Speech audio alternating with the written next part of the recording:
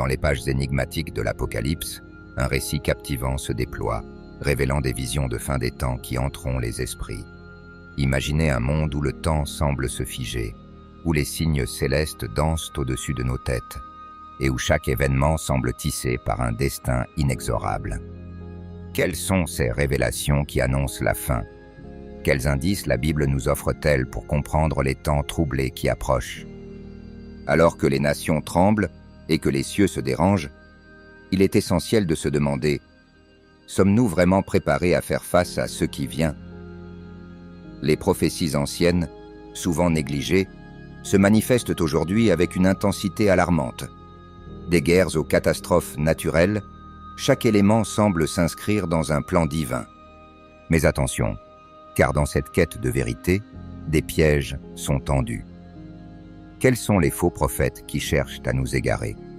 Comment discerner les véritables signes de ceux qui ne sont que des illusions? Restez avec nous, car chaque seconde compte dans cette exploration des révélations bibliques et des préparations nécessaires pour affronter l'inévitable. Les réponses sont plus proches que vous ne le pensez. L'Apocalypse 20 est un chapitre crucial du dernier livre de la Bible qui aborde des thèmes profonds tels que le royaume millénaire et le jugement dernier. Ce chapitre présente une vision symbolique et prophétique qui a suscité de nombreuses interprétations au fil des siècles. Nous découvrons la capture de Satan et son emprisonnement pour 1000 ans, une période durant laquelle le Christ régnera sur la terre avec ceux qui ont été martyrs pour leur foi. Ce passage soulève des questions sur la nature de ce règne, ses implications pour les croyants et son lien avec les promesses faites dans l'Ancien Testament. Le concept du royaume millénaire est souvent compris comme une ère de paix et de justice où les injustices de ce monde seront corrigées. Les croyants sont appelés à participer à ce règne en tant que co-héritiers avec Christ, ce qui apporte une grande espérance et une motivation pour vivre une vie conforme aux enseignements de Jésus. Cependant, ce règne est aussi un temps de test où la foi des croyants sera éprouvée et où ils devront rester vigilants face aux tentations et aux épreuves. Le chapitre se termine par la description du jugement dernier, où tous les morts, grands et petits, seront ressuscités pour être jugés selon leurs œuvres. Ce moment est à la fois redoutable et glorieux, car il représente la justice divine ultime. Les justes seront accueillis dans la présence de Dieu, tandis que les injustes seront condamnés à une séparation éternelle. Cette dichotomie souligne l'importance de vivre selon les principes de Dieu, car les actions de chacun auront des conséquences éternelles. L'Apocalypse 20 offre une vue d'ensemble sur les événements qui marqueront la fin des temps. C'est un appel à la vigilance et à la préparation spirituelle, mais aussi une source d'encouragement pour les croyants qui espèrent un avenir radieux au sein du royaume de Dieu. La compréhension de ces vérités peut transformer la manière dont les chrétiens vivent leur foi aujourd'hui, les incitant à partager l'Évangile et à s'engager dans des actions justes. Les signes des temps de la fin, tels que décrits dans les indicateurs importants qui précèdent le retour de Christ. Jésus lui-même a parlé de ces signes dans des passages comme Matthieu 24, où il a mentionné des événements tels que des guerres, des famines, des tremblements de terre et d'autres catastrophes naturelles. Ces signes ne sont pas seulement des prédictions, mais des avertissements pour les croyants, afin qu'ils se préparent spirituellement à son retour. Avant de commencer avec le contenu d'aujourd'hui, j'aimerais vous demander un petit service. Si vous appréciez nos vidéos et souhaitez continuer à voir plus de contenu passionnant, nous vous invitons à liker cette vidéo et à vous abonner à notre chaîne. C'est le meilleur moyen de nous soutenir et de rester informés de toutes les nouvelles histoires et vidéos que nous partageons. N'oubliez pas d'activer la cloche de notification pour ne manquer aucune vidéo. Merci de faire partie de notre communauté et maintenant, profitez de la vidéo. En observant le monde actuel, beaucoup de chrétiens se sentent concernés par l'augmentation des conflits armés et des tensions géopolitiques. Les guerres semblent devenir plus fréquentes et plus dévastatrices, ce qui fait écho aux paroles de Jésus. De plus, la montée des catastrophes naturelles exacerbées par le changement climatique évoque également les prophéties bibliques. Ces événements devraient inciter les croyants à rester vigilants et à prier pour la paix et la réconciliation dans le monde. La famine, un autre signe mentionné dans les Écritures, est une réalité pour de nombreuses régions du monde aujourd'hui. Des millions de personnes souffrent de la malnutrition. ce qui nous rappelle les paroles de Jésus sur la nécessité de prendre soin des plus vulnérables. En tant que chrétiens, nous sommes appelés à être des agents de changement, à agir dans la compassion et à soutenir ceux qui sont dans le besoin. Cela fait partie de notre mission de vivre notre foi de manière active et engagée. Les signes des temps de la fin ne doivent pas être perçus comme une source de peur, mais plutôt comme un appel à l'action. Ils nous rappellent que le temps est limité et que nous devons être proactifs dans notre témoignage de foi. En partageant l'Évangile et en vivant selon les principes de Dieu, nous pouvons apporter l'espoir et la lumière dans un monde souvent assombri par la souffrance et l'injustice. Même au milieu de ces signes troublants, Dieu est souverain. Les événements qui se déroulent autour de nous ne prennent pas Dieu par surprise. En comprenant ces signes et en les reliant aux promesses de Dieu, nous pouvons trouver la paix et la confiance, sachant que l'histoire divine se déroule selon son plan parfait. Les prophéties du livre de Daniel occupent une place prépondérante dans l'étude des derniers jours. Daniel, en tant que prophète, a reçu des visions qui ont non seulement des implications pour son époque, mais qui s'étendent également à la fin des temps. Les visions de Daniel concernant les royaumes, les bêtes et l'Antichrist sont particulièrement pertinentes pour les chrétiens d'aujourd'hui, car elles mettent en lumière la lutte entre le bien et le mal qui se déroule à travers l'histoire. L'une des prophéties les plus significatives de Daniel est celle des 4 bêtes qui représentent des empires successifs. Ces visions symboliques illustrent le règne de l'humanité sur la terre et la lutte continue entre les forces de Dieu et celles de la rébellion.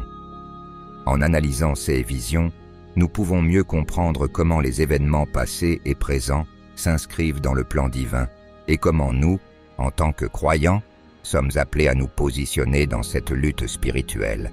Une autre figure clé dans les prophéties de Daniel est celle de l'Antichrist, souvent associée à des événements de la fin des temps.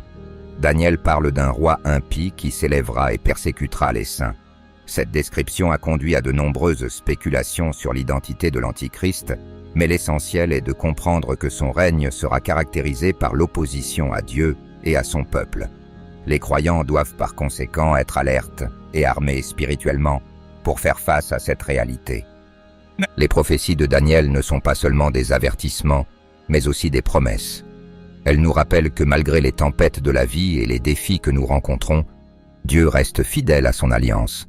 La fin des temps sera marquée par la victoire ultime de Dieu sur le mal, et les croyants peuvent avoir l'espoir d'une restauration et d'une rédemption complète. Cela nous appelle à vivre dans la foi et à rester fermes dans nos convictions, même face à l'adversité. L'étude des prophéties de Daniel offre une perspective précieuse sur les événements qui ont façonné l'histoire et qui continueront à le faire. En tant que chrétiens, nous sommes appelés à scruter ces textes avec sérieux, à les interpréter à la lumière de notre foi et à les appliquer dans notre vie quotidienne. Cela nous aide à naviguer dans un monde complexe tout en gardant les yeux fixés sur la promesse de Dieu pour l'avenir. La grande tribulation est un sujet de grande importance dans l'éschatologie chrétienne, marquant une période de souffrance intense et de bouleversement avant le retour de Christ. Cette période est souvent décrite comme un temps de test pour les croyants, où la foi sera mise à l'épreuve dans des conditions extrêmes. Les Écritures prédisent que des événements cataclysmiques, des persécutions et des épreuves toucheront non seulement les chrétiens, mais l'humanité dans son ensemble. Les caractéristiques de la grande tribulation incluent des épreuves physiques, spirituelles et émotionnelles. Les croyants seront confrontés à des choix difficiles, souvent entre leur fidélité à Dieu et leur désir de sécurité personnelle. Cela soulève des questions sur la nature de la foi. Sommes-nous prêts à rester fidèles dans les moments de douleur et de souffrance? La grande tribulation nous rappelle que la foi n'est pas seulement une affaire de confort, mais aussi un engagement profond envers notre Créateur. Un autre aspect important de la grande tribulation est la promesse de protection pour les fidèles. Bien que les temps soient durs, la Bible assure que Dieu ne laissera pas ses enfants sans aide. Les chrétiens sont appelés à prier et à se préparer spirituellement en cherchant la force en Dieu pour traverser ces épreuves. Cela nécessite une vie de prière, d'étude de la Bible et de communion avec d'autres croyants afin de bâtir une foi solide qui résistera à l'épreuve du temps. La grande tribulation est également un temps de purification pour l'Église. Elle est souvent vue comme une opportunité pour le peuple de Dieu de se rapprocher de lui, de se repentir de ses péchés et de se préparer pour le retour de Christ. Les épreuves peuvent servir à affiner notre caractère et à nous rendre plus semblables à notre Sauveur. La question du retour de Jésus est au cœur de la foi chrétienne. Dans le Nouveau Testament, plusieurs passages évoquent cet événement comme une source d'espoir et de rédemption pour les croyants. La promesse du retour de Christ s'accompagne d'une attente fervente, notamment dans les églises, où l'on enseigne que ce retour sera un moment culminant de l'histoire humaine. Ce retour ne sera pas un simple retour physique, mais un événement qui marquera la fin des temps tels que nous les connaissons. Lors de son retour, plusieurs événements marquants devraient se produire. L'un des plus attendus est l'enlèvement des chrétiens, un moment où les croyants vivants seront transportés dans la présence de Dieu. Ce moment est décrit dans des passages comme 1 Thessaloniciens 4:16, 17, où l'apôtre Paul parle de la voix de l'archange et de la trompette de Dieu. Cette image d'enlèvement est souvent source de débats théologiques, mais elle demeure un symbole puissant de l'espérance chrétienne. La résurrection des morts est également un aspect fondamental du retour de Christ. Selon la foi chrétienne, ceux qui ont cru en lui et qui sont décédés seront ressuscités pour vivre éternellement avec lui. Cela nous rappelle que la mort n'est pas la fin, mais une transition vers une nouvelle vie. Ce concept de résurrection est profondément ancré dans les Écritures et est un élément central de la foi chrétienne, symbolisant la victoire sur la mort et le péché. Le retour de Christ est souvent associé à des jugements divins sur le monde. Les Écritures parlent d'un temps où la justice de Dieu sera pleinement révélée et où ceux qui ont rejeté cette offre de salut seront confrontés aux conséquences de leur choix. Cela soulève des questions cruciales sur la responsabilité humaine et sur la manière dont chacun doit répondre à l'appel de Dieu. Le retour de Christ est une invitation à la vigilance. Les croyants sont appelés à être prêts, à vivre dans l'attente et à se préparer spirituellement pour cet événement. Cela implique non seulement une réflexion personnelle, mais aussi un engagement communautaire, car vivre en tant que communauté de foi renforce la préparation collective à ce grand jour. La bataille d'Armageddon est souvent considérée comme le dernier affrontement entre le bien et le mal, un thème central dans le livre de l'Apocalypse. Ce conflit ultime est décrit comme un rassemblement des forces du mal dirigées par l'Antéchrist et des armées célestes menées par Jésus-Christ. Cette image apocalyptique est à la fois dramatique et symbolique, représentant la lutte éternelle entre la lumière et les ténèbres. Dans l'Apocalypse, ce combat est présenté comme une confrontation décisive.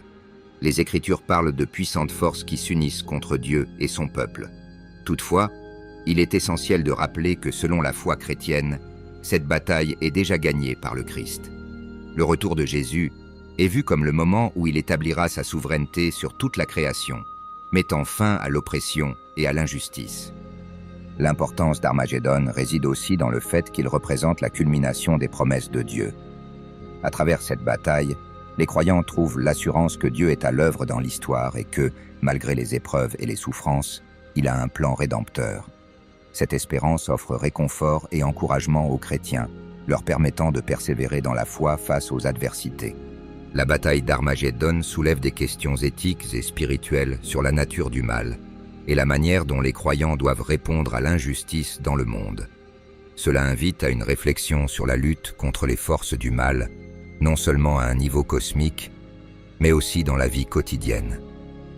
Les chrétiens sont appelés à être des agents de changement, agissant avec justice et amour dans un monde souvent marqué par le conflit. La bataille d'Armageddon nous rappelle que l'histoire n'est pas un cycle sans fin, mais qu'elle a une direction. La foi chrétienne enseigne que Dieu est souverain et qu'il conduira l'humanité vers sa destination finale. Cela nous incite à vivre avec espoir et détermination, sachant que malgré les luttes présentes, un jour viendra où la paix et la justice seront pleinement établies. Le jugement final est un concept fondamental dans la théologie chrétienne, représentant le moment où Dieu jugera l'humanité dans son ensemble. Les Écritures décrivent un temps où tous, vivants et morts, seront confrontés à leurs actions et à leurs choix. Ce jugement est souvent perçu avec crainte, mais il est également une source d'espoir pour ceux qui ont placé leur foi en Christ. Le jugement final implique la séparation des justes et des injustes. Les justes, ceux qui ont accepté le salut offert par Jésus, entreront dans la vie éternelle. En revanche, ceux qui ont rejeté cette offre seront confrontés aux conséquences de leur choix. Ce contraste entre la vie éternelle et la condamnation souligne l'importance de la responsabilité individuelle dans la foi chrétienne. Le jugement final n'est pas seulement une question de rétribution, mais aussi de réconciliation. Pour les croyants, ce moment est une célébration de la justice divine et de l'amour de Dieu. C'est la réalisation des promesses de Dieu, où chaque larme sera essuyée et où la souffrance prendra fin. Cela nous rappelle que même dans le jugement, il y a une dimension de grâce et de rédemption. La notion de jugement est souvent un sujet délicat dans la société contemporaine. Beaucoup s'interrogent sur la nature de Dieu et sur la façon dont il jugera l'humanité. Cependant, la foi chrétienne enseigne que Dieu est à la fois juste et miséricordieux. Son désir est que tous parviennent à la repentance, et le jugement final représente l'aboutissement de cette invitation à la réconciliation. Le jugement final nous appelle à vivre d'une manière qui reflète notre foi. En tant que chrétiens, nous sommes invités à témoigner de l'amour de Dieu dans nos actions et à partager la bonne nouvelle du salut. Cela nous incite à adopter une vie de service et de compassion, sachant que chaque acte compte dans la perspective éternelle. Les Écritures regorgent de passages qui parlent des signes des temps, un sujet qui a fasciné et préoccupé les croyants à travers les âges. Dans des livres comme Matthieu 24 et Luc 21, Jésus lui-même aborde les signes qui précéderont son retour et la fin des temps. Ces passages sont souvent interprétés comme des avertissements, mais aussi comme des encouragements pour rester vigilants. Les signes des temps peuvent être variés, allant des conflits armés aux catastrophes naturelles en passant par des changements sociaux et moraux. Ces événements sont perçus comme des indicateurs que l'histoire s'oriente vers son accomplissement ultime. Cependant, il est important de ne pas tomber dans la panique, mais plutôt de les voir comme des occasions de réflexion et de préparation spirituelle. Dans la tradition chrétienne, l'étude des signes des temps est également liée à la nécessité d'une vigilance spirituelle. Les croyants sont appelés à discerner les temps et à rester fermes dans leur foi. Cela implique une vie de prière, d'étude des Écritures et de communion avec d'autres chrétiens. En restant alertes, les croyants peuvent mieux comprendre leur rôle dans le plan de Dieu et contribuer à l'avancement de son royaume. Les signes des temps doivent nous rappeler que Dieu est souverain sur l'histoire. Même lorsque le monde semble chaotique, les croyants peuvent trouver du réconfort dans la certitude que Dieu a un plan. Les événements décrits dans les Écritures ne sont pas des coïncidences, mais des éléments d'un récit divin qui se déroule selon la volonté de Dieu. L'étude des signes des temps nous appelle à l'action. En tant que chrétiens, nous ne devons pas seulement observer les signes, mais aussi répondre à la crise actuelle avec amour et compassion. Les événements qui se déroulent autour de nous peuvent être l'occasion de témoigner de l'espérance que nous avons en Christ et de partager le message de l'Évangile avec ceux qui nous entourent. La vigilance spirituelle est un thème récurrent dans les Écritures, surtout en lien avec les événements eschatologiques. Dans un monde en constante évolution, les croyants sont appelés à être attentifs et préparés à l'action. Cela signifie qu'ils doivent se tenir prêts à affronter les défis spirituels et moraux qui se présentent à eux, tout en gardant les yeux fixés sur la promesse du retour de Christ.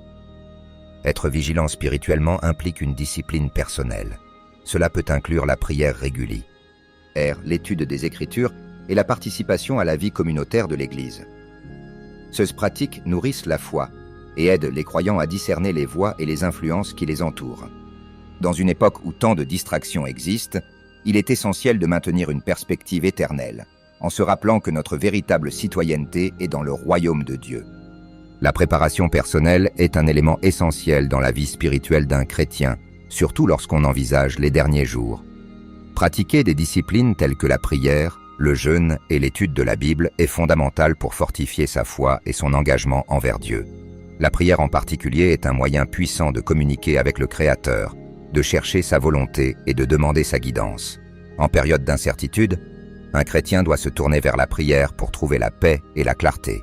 Les Écritures nous encouragent à prier sans cesse, car c'est à travers la prière que nous développons une relation plus intime avec Dieu. Le jeûne est une autre pratique spirituelle qui mérite d'être explorée. Il ne s'agit pas seulement de s'abstenir de nourriture, mais de créer un espace pour se concentrer sur Dieu.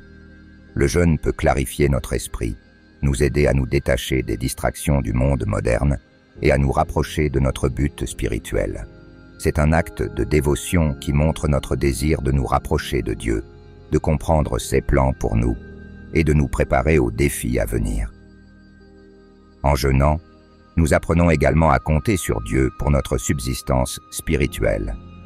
L'étude de la Bible est une pratique cruciale pour tout chrétien. Les Écritures sont remplies de promesses, d'instructions et d'avertissements qui nous aident à naviguer dans notre foi. En s'engageant régulièrement dans la lecture des paroles de Dieu, nous nous armons de sagesse et de discernement. Cela nous permet de mieux comprendre les temps dans lesquels nous vivons et de découvrir comment nous pouvons y répondre de manière appropriée. De plus, la connaissance des Écritures renforce notre capacité à partager notre foi avec les autres, un aspect essentiel de la mission chrétienne. La préparation personnelle est un processus continu. Il ne s'agit pas d'une tâche ponctuelle, mais d'un engagement à long terme envers notre croissance spirituelle. Chaque chrétien est appelé à se préparer intérieurement en se nourrissant de la parole de Dieu et en cultivant une vie de prière active. Ce faisant, nous nous positionnons pour faire face aux défis des derniers jours avec confiance et foi, sachant que notre relation avec Dieu est solide. Il est crucial de se rappeler que la préparation personnelle ne se fait pas en isolement. Bien qu'il soit important d'avoir une relation individuelle avec Dieu, il est tout aussi vital de s'engager dans la communauté chrétienne. Cela nous aide à rester ancrés dans la foi et à recevoir le soutien dont nous avons besoin dans les moments difficiles. En effet, la force spirituelle se développe souvent dans le contexte de la communion avec d'autres croyants. Dans les temps incertains que nous vivons, le rôle de la communauté de foi ne peut être sous-estimé. Les Écritures nous rappellent l'importance de ne pas négliger notre rassemblement. La communauté chrétienne offre un espace de soutien, d'encouragement et d'édification mutuelle. En se réunissant, les croyants peuvent partager leurs expériences, prier ensemble et se fortifier dans leur foi. Ce soutien mutuel est essentiel, surtout lorsque les défis et les persécutions se présentent. Une communauté de foi unie est un puissant témoignage de l'amour de Dieu dans le monde. Elle reflète le corps du Christ, où chaque membre joue un rôle vital. Ensemble, les croyants peuvent accomplir des œuvres qui dépassent ce qu'un individu pourrait réaliser seul.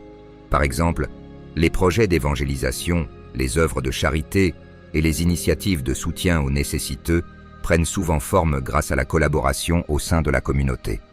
En travaillant ensemble, les chrétiens peuvent apporter un changement significatif dans leur environnement. Le renforcement de la communauté permet de préparer les croyants à faire face aux défis à venir. Lorsqu'un chrétien est confronté à des épreuves, le soutien de ses frères et sœurs dans la foi peut faire toute la différence. La prière collective, les études bibliques en groupe et les discussions ouvertes sur les défis spirituels sont des moyens par lesquels la communauté peut se soutenir mutuellement. Cela crée un environnement où chacun se sent en sécurité pour partager ses luttes et ses victoires. La communauté de foi doit être un lieu d'accueil et d'amour. Dans les temps de crise, de nombreuses personnes cherchent des réponses et un sens à leurs souffrances. Une communauté chrétienne qui incarne l'amour de Christ attirera ceux qui sont perdus et en quête de réconfort. En étant une lumière dans les ténèbres, la communauté devient un témoin puissant de l'espoir et de la rédemption que l'on trouve en Jésus-Christ. La communauté de foi joue un rôle crucial dans la transmission des enseignements et des valeurs chrétiennes aux générations futures. En se rassemblant, les croyants peuvent enseigner et former les jeunes dans la foi.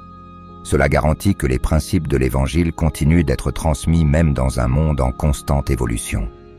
La force d'une communauté réside dans sa capacité à se renouveler et à se multiplier, en préparant ainsi la prochaine génération à faire face aux défis de leur temps. Les défis contemporains auxquels les chrétiens sont confrontés sont nombreux et variés. La technologie, par exemple, offre à la fois des opportunités et des obstacles. Les médias sociaux et Internet permettent une diffusion rapide de l'Évangile et la connexion avec d'autres croyants à travers le monde. Cependant, ils peuvent également devenir des sources de distraction et d'égarement en exposant les individus à des idées et des philosophies qui s'opposent à la vérité biblique. Les chrétiens doivent donc naviguer prudemment dans ce paysage numérique en utilisant la technologie pour renforcer leur foi plutôt que de la compromettre. Le sécularisme est un autre défi majeur de notre époque. De plus en plus, les valeurs chrétiennes sont mises à l'écart au profit de philosophies qui nient la nécessité de Dieu et de la moralité absolue. Cela peut créer un environnement hostile pour les croyants, où ils se sentent marginalisés ou incompris. Face à cela, il est essentiel que les chrétiens s'accrochent à leur foi et soient prêts à défendre leurs convictions avec amour et respect. Cela nécessite une connaissance approfondie des Écritures et une volonté de dialoguer avec ceux qui pensent différemment. La culture contemporaine valorise souvent l'individualisme et l'autonomie, ce qui peut entrer en conflit avec l'appel chrétien à la communauté et à la soumission à Dieu. Les chrétiens sont appelés à vivre différemment, en montrant que l'amour, la compassion et la solidarité sont des valeurs essentielles. Cela peut impliquer des sacrifices personnels et un engagement à servir les autres, même dans un monde qui privilégie l'égoïsme. En incarnant ces valeurs, les croyants deviennent des témoins vivants de l'Évangile. La crise climatique et les inégalités sociales sont également des préoccupations contemporaines qui interpellent la conscience chrétienne. Les Écritures nous appellent à être de bons intendants de la création et à prendre soin des plus vulnérables. Cela nécessite une réponse active de la part de la communauté chrétienne, qui doit s'engager dans des actions concrètes pour faire face à ces défis. En travaillant ensemble, les croyants peuvent apporter des changements positifs et montrer l'amour de Christ à ceux qui en ont le plus besoin. Les chrétiens doivent également être conscients des tentations qui accompagnent la modernité. Les distractions constantes, la recherche de succès matériel et les pressions sociales peuvent facilement dévier un croyant de son chemin spirituel. Il est crucial de maintenir une perspective éternelle en se rappelant que notre véritable citoyenneté est dans le royaume de Dieu. En résistant à ces tentations et en restant ancrés dans la foi, les croyants peuvent briller comme des lumières dans un monde souvent sombre.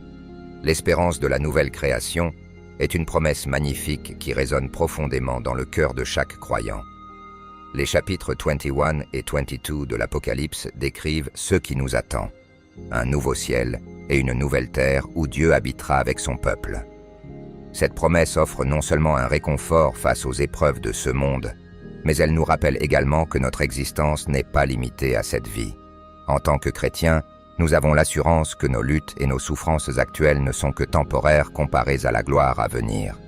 La nouvelle création est un symbole de rédemption ultime. Elle représente la restauration de l'ordre divin dans un monde qui a été brisé par le péché. Les larmes, la douleur et la mort n'auront plus leur place. Cette vision d'un avenir sans souffrance est source d'espoir, nous incitant à persévérer dans la foi même lorsque les temps deviennent difficiles. Les promesses de Dieu sont fiables, et en tant que croyants, nous sommes appelés à les clamer avec assurance. Dans la nouvelle création, la communion avec Dieu sera parfaite. Nous pourrons vivre en sa présence, adorant et louant notre Créateur sans entrave. Cette intimité avec Dieu est ce pourquoi nous avons été créés. L'idée que nous serons enfin réunis avec lui, libérés des chaînes du péché et de la souffrance, est une perspective qui nourrit notre espérance et notre foi.